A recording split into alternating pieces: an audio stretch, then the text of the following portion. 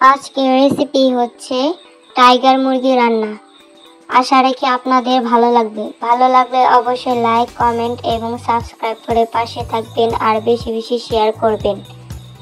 এখন আমরা একটা বাটির ভেতর পেঁয়াজ মরিচ কুচি, লবণ, আদা বাটা এবং হলুদ মরিচ গুঁড়ো, সাথে দিয়ে দিব সয়াবিন তেল। তেল দেওয়ার পর মাখিয়ে নিয়ে আবার দিয়ে দিব টাইগার মুরগির মাংস দিয়ে তারপর সবগুলো উপকরণ ভালো করে মাখিয়ে নিব। আপনারাও এভাবে বাসায় রেসিপিটা তৈরি করে খেতে পারেন। আশা রাখি ভালোই লাগবে। খেতে খুবই মজাদার এবং সুস্বাদু হয়।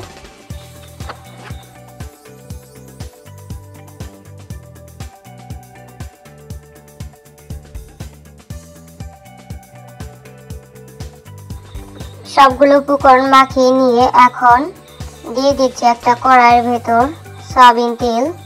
তেলটা গরম করে নিয়ে দিয়ে দিব রসুন কুচি। রসুন কুচি দেওয়ার পর রসুন কুচিটা বাদামি কালার করে ভেজে নেব।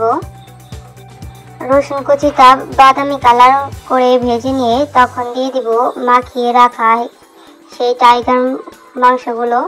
টাইগার মাংস দিয়ে কিছুক্ষণ নেড়ে চেড়ে দিয়ে দিচ্ছি এলাচ, দারচিনি এবং গরম মশলা দিয়ে কিছুক্ষণ এভাবে নেড়ে চেড়ে ঢাকনা দিয়ে ঢেকে দিব। ঢাকনা 1 মিনিট পর খুলে আবার একটু নেড়ে চেড়ে দিয়ে পরিমাণ মতন পানি দিয়ে কষিয়ে নিব।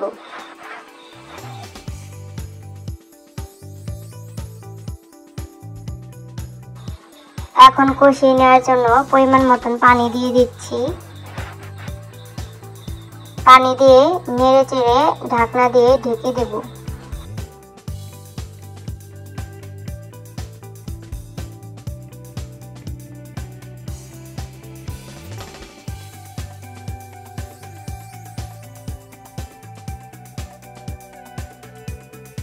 মাংসগুলো ভালো করে কষিয়ে নিয়ে এখন দিয়ে দিচ্ছি পরিমাণ মতন ঝোল। আপনারা আপনাদের পছন্দ ক্রমে ঝোল রাখবেন। আমি আমার পছন্দ ক্রমে ঝোল রেখেছি। ঝোল দেওয়ার পর ঢাকনা দিয়ে ঢেকে রেখে দিব। এভাবে 30 মিনিট রান্না করে নিব। আমি 30 মিনিট রান্না করে নিয়েছি। দেখেন ঝোলটা একটু শুকিয়ে ফেলেছি। এখন নামানোর কিছুক্ষণ পূর্বে দিয়ে দিচ্ছি জিরা গুঁড়ো। জিরা গুঁড়ো দিয়ে নেড়ে চেড়ে নামিয়ে নিচ্ছি। দেখুন রেসিপিটা দেখতে কি সুন্দর হয়েছে। আশা রাখি আপনারাও বাসায় এভাবে রান্না করে খেতে পারেন। অসাধারণ হয়েছে খেতে।